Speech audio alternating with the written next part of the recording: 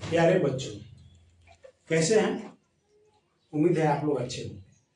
सबसे पहले तो हम माफी चाहेंगे कि 2 दिन से मैं व्यस्तता के कारण किसी भी प्रकार का वीडियो नहीं डाल पाया। आज हम लोग पढ़ेंगे यूरोप में राष्ट्रवाद। आप देख रहे होंगे मैंने शीर्षक दिया है कि राष्ट्रवाद का अग्रदूत नेपोलियन। इसी पर हम लोग आज चर्चा करेंगे। सबसे पहले हमारे सामने सवाल आती है कि राष्ट्रवाद क्या है। राष्ट्रवाद क्या है? तो सबसे पहले राष्ट्रवाद जानेंगे। राष्ट्रवाद एक भावना है। यह कहा जाए कि आधुनिक विश्व की राजनीतिक जागृति का प्रतिफल राष्ट्रवाद है। राष्ट्रवाद आधुनिक विश्व की राजनैतिक जागृति का प्रतिफल है। यह एक ऐसी भावना है जो किसी क्षेत्र विशेष में रहने वाले लोगों के बीच भौगोलिक, सांस्कृतिक या सामाजिक परिवेश में रहने वाले लोगों के बीच एकता का वाहक है। उदाहरण के तौर पर हम समझने का प्रयास करेंगे कि जैसे हम लोग एक गांव में रहते हैं, तो हम जब अपने गांव में रहते हैं तो हमारे सामने यदि किसी दूसरे गांव का या दूसरे क्षेत्र का लोग जब हमारे गांव के प्रति कुछ शब्द कहते हैं, कुछ गलत कहते हैं, तो हमारे मन के अंदर एक विशेष प्रकार की भावना उत्पन्न होती है और क्रोध आता है उस व्यक्ति के ऊपर। ये जो भावना होती है ना, इसी भावना को राष्ट्रवाद कहते हैं। तो समझ में आ गया होगा। उस समय हमें अपने पूरे गांव के लोग एक ग्रामवासी नजर आएंगे। उस समय गांव में एकता का माहौल, जब गांव की बात आएगी तो पूरे गांव के लोग एकता के में बन जाएंगे। तो इसी तरह जब किसी क्षेत्र विशेष में रहने वाले लोगों की भौगोलिक, सांस्कृतिक या सामाजिक तौर पर जिस भावना के कारण एकता का सूत्र बंधता है, उसी को हम लोग राष्ट्रवाद कहते हैं। तो राष्ट्रवाद का मतलब हम लोग समझ गए कि राष्ट्रवाद क्या है? एक भावना है, एक ऐसी भावना है जो किसी क्षेत्र विशेष में रहने वाले लोगों के बीच एकता का वाहक बनती है। और राष्ट्रवाद की उत्पत्ति की बात करें तो राष्ट्रवाद जो है आधुनिक विश्व में आधुनिक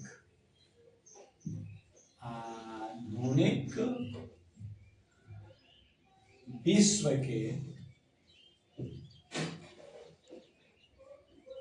राजनैतिक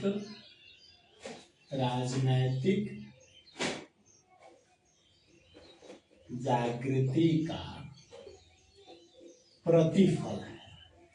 यानी कहने का तात्पर्य यह हुआ कि जब आधुनिक विश्व में राजनैतिक जागरण हुआ, लोगों में राजनीति के प्रति जानकारियां बढ़ने लगी, तो राष्ट्रवादी भावना का बीजारोपण हुआ। यूरोप में राष्ट्रवाद की बात करें कि यूरोप में राष्ट्रवाद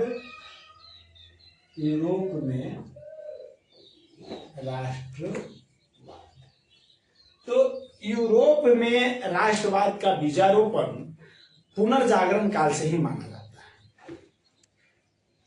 राष्ट्रवाद की शुरुआत अगर देखा जाए यूरोप में, तो ये पुनर्जागरण काल से ही शुरू हो गया है, परंतु इसका उन्नत और प्रखर रूप फ्रांसीसी क्रांति के बाद सामने आया।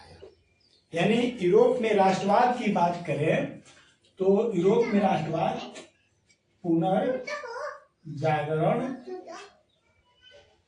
जागरण काल से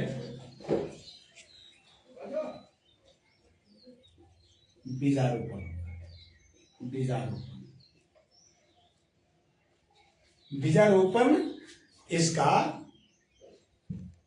पुनर्जागरण काल से ही माना जाता है। लेकिन 1789 की फ्रांसीसी क्रांति से इसका उन्नत रूप देखने को मिलता है। उन्नत रूप कब से सामने आता है? तो 1789 की फ्रांसीसी क्रांति से। अगर हम देखें कि यूरोप में राष्ट्रवादी भावना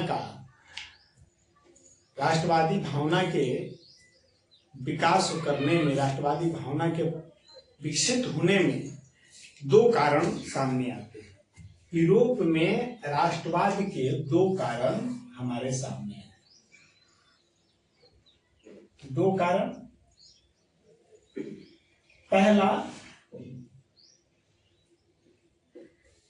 फ्रांसीसी क्रांति और दूसरा नेपोलियन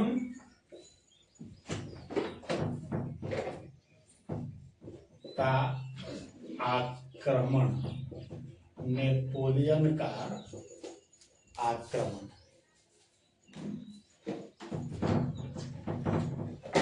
नेपोलियन के आक्रमण और फ्रांसीसी क्रांति दो कारण हैं।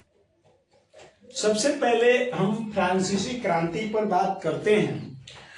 तो फ्रांसीसी क्रांति में और नेपोलियन के आक्रमण ने तो दो चीजें तो यूरोप में राष्ट्रवाद के विकास में महत्वपूर्ण योगदान दिया, लेकिन फ्रांसीसी क्रांति से क्या हुआ कि इसने राजनीति को अखबारों, सड़कों एवं अभिजात्य वर्ग से सर्वसाधारण की वस्तु बनाया। इसने सबसे पहले क्या किया? राजनीति को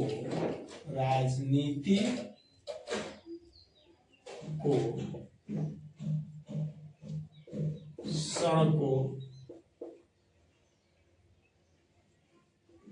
अखबारों, सड़कों एवं अखबारों से तथा अभिजात्य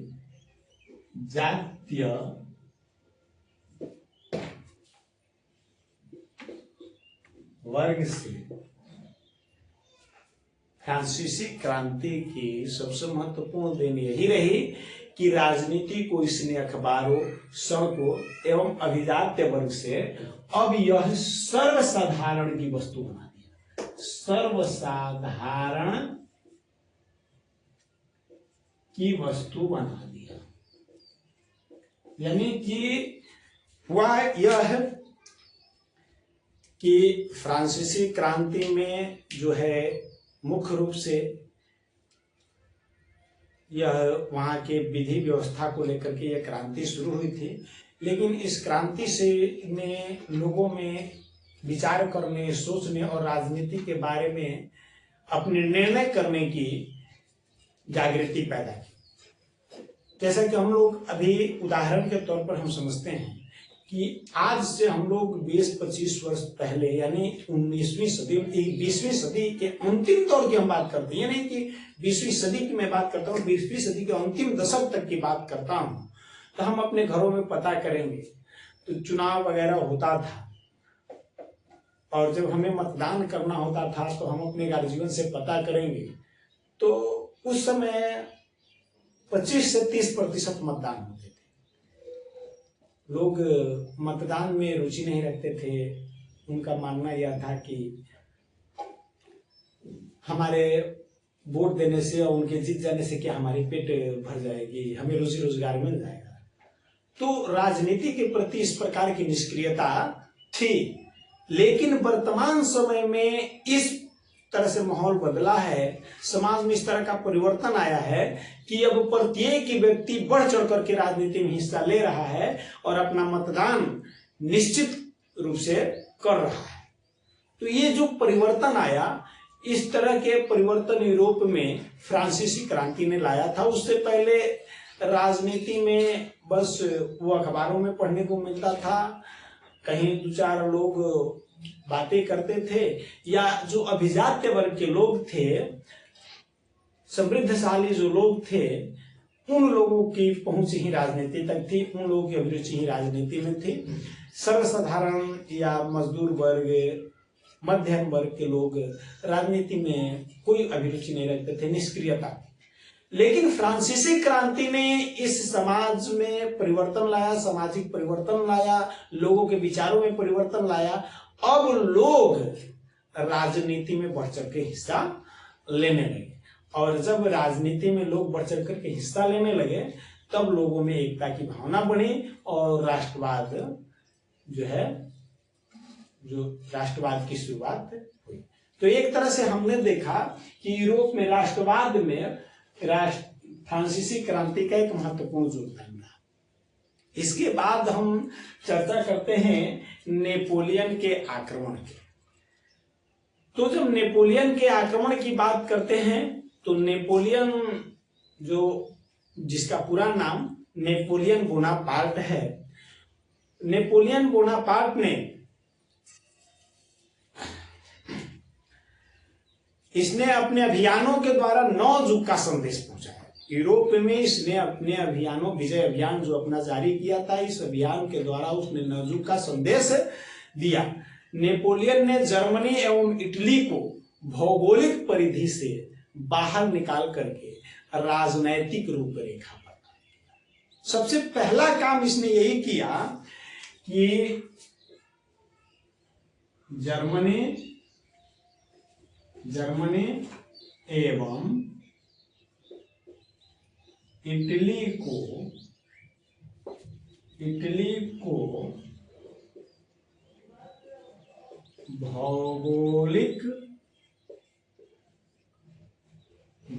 भौगोलिक परिधि से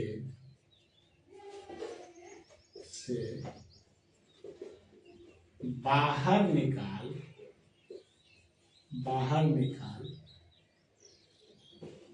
राजनैतिक रूपरेखा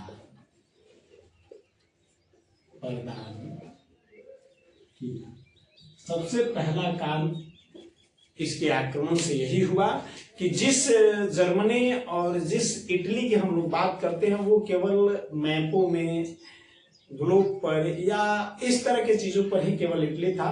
वास्तव में धरातल पर अगर बात करें तो इटली कोई राष्ट्र था नहीं, कई टुकड़ों में बटा हुआ था। हर क्षेत्र के अपने अपने शासक थे और अपने शासन करते थे। जैसे हम लोग पढ़े हैं कि भारत में ही कई देशी राज्य हुआ करते थे। कहीं ग्वालियर के राजा थे, कहीं झांसी की रानी थी, कहीं सिंधिया महाराज थे, कानपुर, इस तरह सतारा, कर्नाटक, कई भागों में जिस तरह से भारत बटा हुआ था, उसी तरह इटली और जर्मनी भी एकदम बिखरा हुआ था। सभी स्वतंत्र राज्य हुआ करते थे। यानी वास्तव में धरातल पर देखा जाए तो इटली कुछ नहीं था, जर्मनी कुछ नहीं था। हाँ, भौगोलिक मैपों पर केवल इटली और जर्मनी था। तो वही बात कर रहा है कि अब नेपोलियन जब आक्रमण करता है, तो नेपोलियन आक्रमण के द्वारा जर्मनी को जीतकर, इटली को जीतकर एक राज्य के नीचे लाता है, एक शासक के नीचे जब लाता है, तो इस प्रकार इन कारणों से लोगों के आपस में एकजुट होने से भी एकता का संदेश पहुंचता है, एकता का वाहक बनता है। दूसरी ओर अगर देखा जाए तो नेपोलियन की नीतियों के कारण फ्रांसीसी प्रभुता के विरुद्ध भी देश में देशभक्तिपूर्ण विक्षोभ उत्पन्न हुआ। नेपोलियन जो था, नेपोलियन बोनापार्ट, इसकी जो नीतियां थी, इस कारण से फ्रांसीसी जो प्रभुता थी, फ्रांस का यूरोप में जो इसका विजय अभियान जारी हुआ था, इससे पूरे यूरोप में घूम करके ये अपना विजय प्राप्त करता था। तो इस तरह से नेपोलियन का एक तो ये हो गया। दूसरा, नेपोलियन के अभियान में नए युग का संदेश लाया। और तीसरा, नेपोलियन के नीतियों के कारण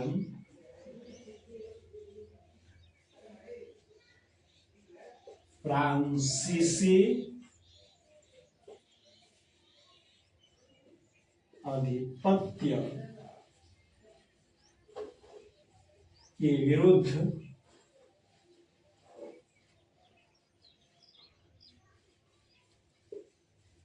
देशभक्ति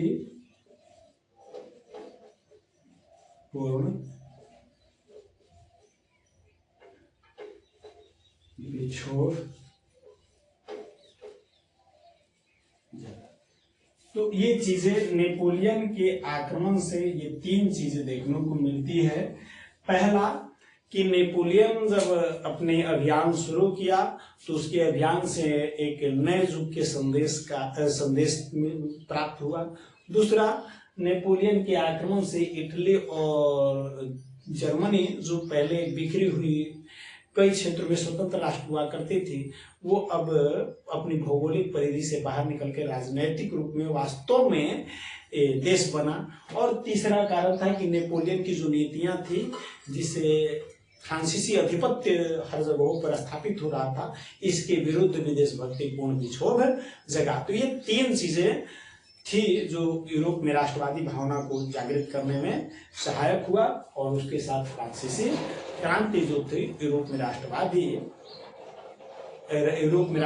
के विकास में अपनी महत्वपूर्ण भूमिका। तो इस तरह से हमने देखा कि यूरोप में राष्ट्रवाद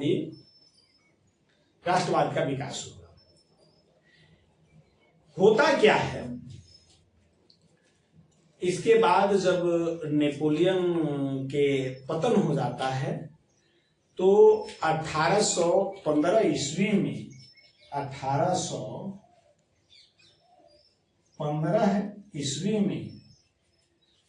ऑस्ट्रिया की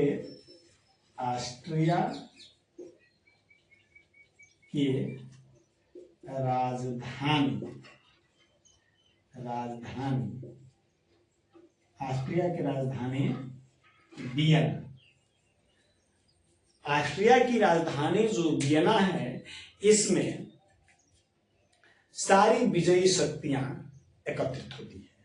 नेपोलियन के पतन के बाद जितनी भी विजयी शक्तियां थी, यह सब ऑस्ट्रिया के राजधानी वियना में सन 1815 ईस्वी में एकत्रित होती है, जिसका उद्देश्य यह था कि नेपोलियन के आक्रमण ने जिस व्यवस्था को खत्म कर दिया था, समाप्त कर दिया था, उस पुरातन व्यवस्था को फिर से स्थापित करना, फिर से बहाल करना था। इस वियना सम्मेलन का मूल उद्देश्य यही था कि नेपोलियन के विजयों ने जिन शांति व्यवस्था को, जिन पुरातन व्यवस्था को यूरोप से उखाड़ फेंका था, उस पुरातन व्यवस्था को फिर से यूरोप में स्थापित किया जाए। तो इस तरह से यूरोप में ये वियना सम्मेलन 1815 ईस्वी में होती है।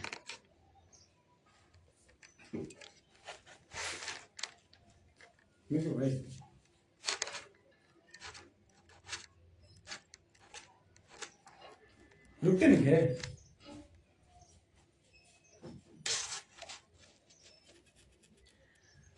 तो हम लोग बात कर रहे हैं Vienna Congress. Vienna Congress 1800। Vienna सम्मेलन जो हमने अभी बताया आप लोगों को कि 1815 ईस्वी में ऑस्ट्रिया की राजधानी वियना में सभी विजयी शक्तियों ने एक सम्मेलन किया और जिसका मूल उद्देश्य यह था कि फिर से यूरोप में उन्हीं पुरातनपंथी व्यवस्थाओं को स्थापित किया जाए जिसे नेपोलियन बोनापार्ट के आक्रमणों ने समाप्त कर दिया था। इस सम्मेलन की मेजबानी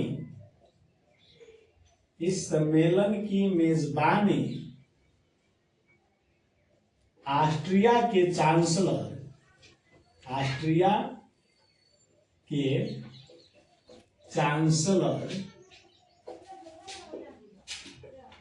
मेटरनिक ने किया था।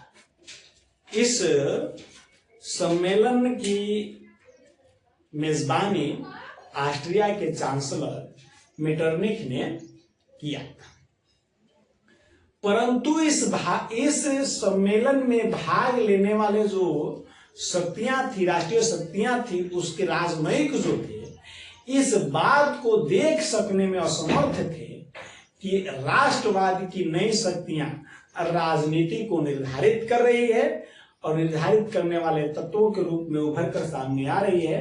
इसलिए जो पहले पुरातन पंथी व्यवस्थाएं थी जिसमें एक शासक को हुआ करता था जो पूरे राष्ट्र पर शासन करता था, यानी निरंकुश शासन, असंवैधानिक शासन, राजतंत्रात्मक शासन, वंशानुगत शासन, इन सब से अब लोग आगे निकलने की, इन सब से बाहर निकलने की प्रयास राष्ट्रवादी शक्तियां कर रही थी और इस चीज को देखने में असमर्थ थी ये राजनयिक।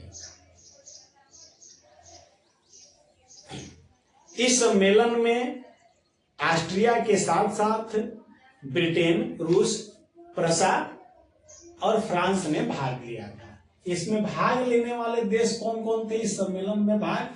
चूंकि वियना में ये कांग्रेस हो रही है, ऑस्ट्रिया में हो रही है, ऑस्ट्रिया के चांसलर इसका मेजबानी कर रहे हैं, तो ऑस्ट्रिया तो इसमें है ही। इसके साथ ब्रिटेन,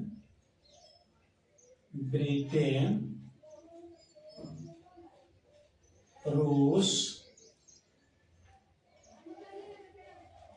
फ्रांस एवं, यहां मैं ऑस्ट्रिया का नाम इसलिए नहीं लिख रहा हूं कि ऑस्ट्रिया तो पहले से ही मेजबानी कर रहा है, इसलिए ऑस्ट्रिया के नाम मैं न लिख करके इन 4 देशों का नाम मैंने दिया है। तो ये 4 देश ब्रिटेन, रूस, फ्रांस एवं प्रसा ऑस्ट्रिया के साथ मिलकर के इस सम्मेलन में भाग ले रहे थे। और इस सम्मेलन का परिणाम क्या निकला? इस सम्मेलन का परिणाम देखा जाए, परिणाम कहा जाए, या इस सम्मेलन का उद्देश्य की मैं बात करूं, इस सम्मेलन का उद्देश्य भी यही था और जिस उद्देश्य को लेकर के इस सम्मेलन का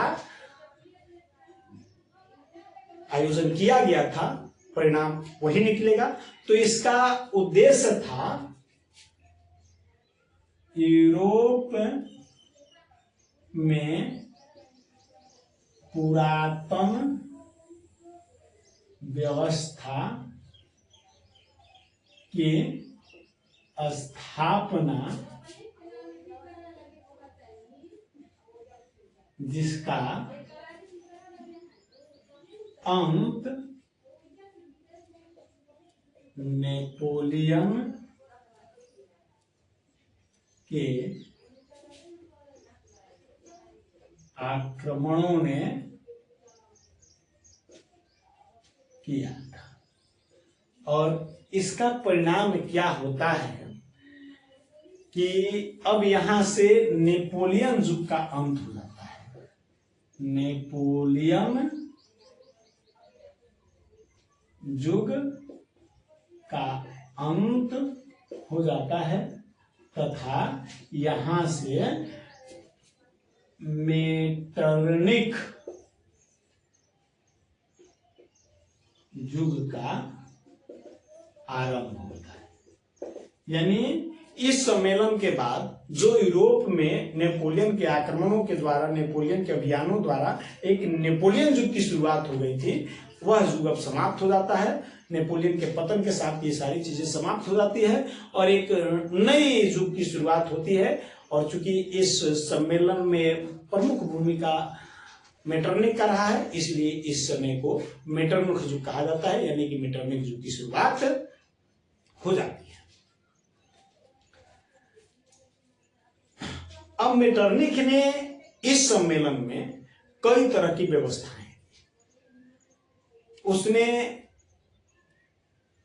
इटली का विभाजन कर दिया, जर्मनी का फिर से कई टुकड़ों में बांटा। इस तरह से कहा जाए कि फिर से कोशिश किया गया कि राष्ट्रवाद की जागरण न हो सके, राष्ट्रवाद का विकास न हो सके, राष्ट्रवाद को समाप्त करने का प्रयास किया गया।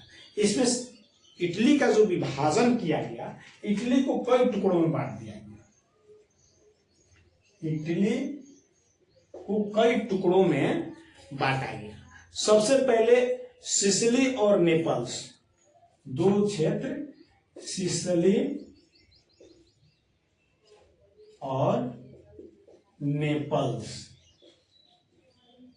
ये इटली के जो हिस्सा थे इसको तोड़ करके बुर्बो वंश के शासक, बुर्बो वंश के शासक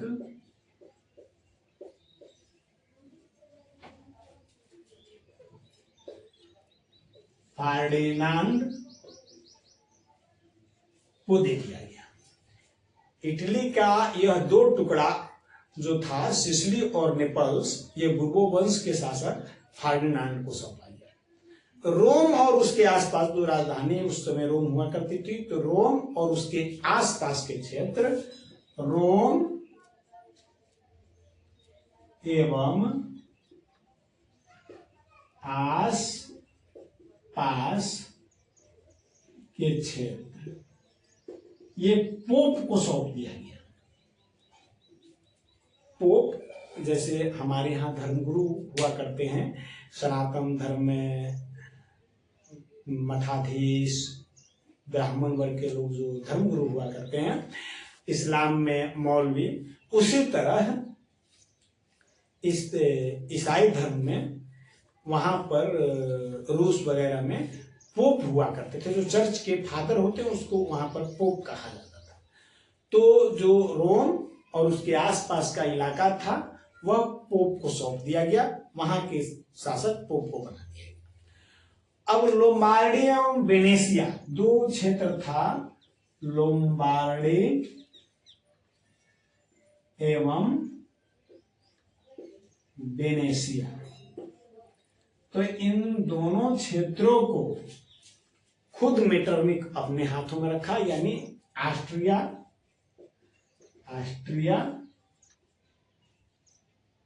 के आधिपत्य में रहा।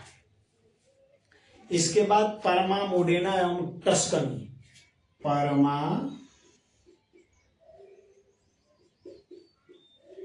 मोडेना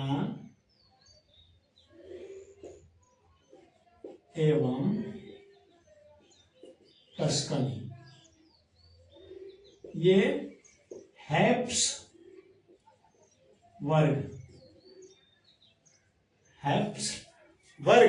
राजवंश को सौंप दिया गया, राजवंश को सौंप दिया गया। जेनेवा और सार्डिनिया, दो क्षेत्र और रह जाता है, जेनेवा और सार्डिनिया। इन दोनों क्षेत्रों को पिडमाउंट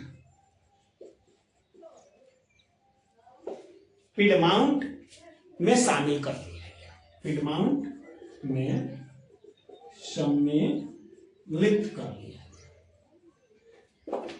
तो इस तरह से हम देख रहे हैं कि जो वियना कांग्रेस थी वह इटली को इतने टुकड़ों में विभाजित कर दिया कि वहां फिर से राष्ट्रवाद का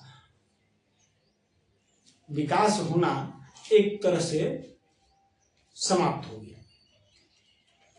जर्मनी की बात करें तो जर्मनी में 39 रियायतों का 39 रियासतों का संघ कायम रहा। 39 रियासतों का संघ कायम रहा और इस पर अप्रत्यक्ष रूप से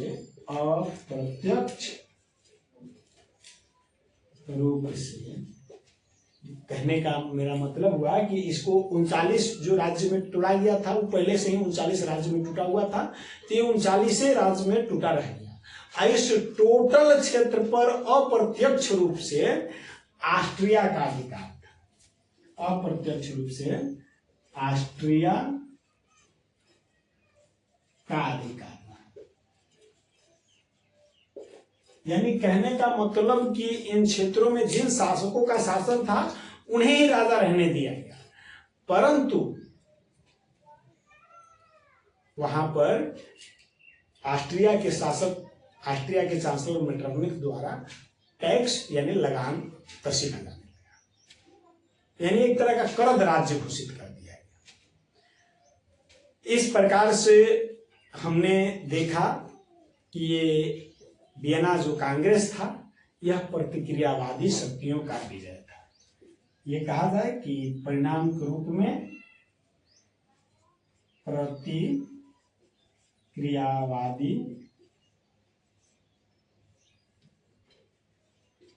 शक्तियों का विजय। और यह व्यवस्था 1815 ईस्वी से लेकर के 1848 ईस्वी तक रही। इसीलिए 1815 से 1848 तक को मेटरनिख युग के नाम से जाना जाता है। उम्मीद है कि आप लोगों को कंटेंट समझ में आया होगा। आप लोगों को कैसा लगा हमारा वीडियो कमेंट करें। और एक बार मैं सबसे कहूँगा कि आप सबसे पहले हमारे चैनल को सब्सक्राइब कर लें, ताकि जिस तरह की वीडियो मैं डालूं उसका नोटिफिकेशन आपको प्राप्त होता रहे और अधिक से अधिक आप लोग लाभान्वित हो सके। जय हिंद।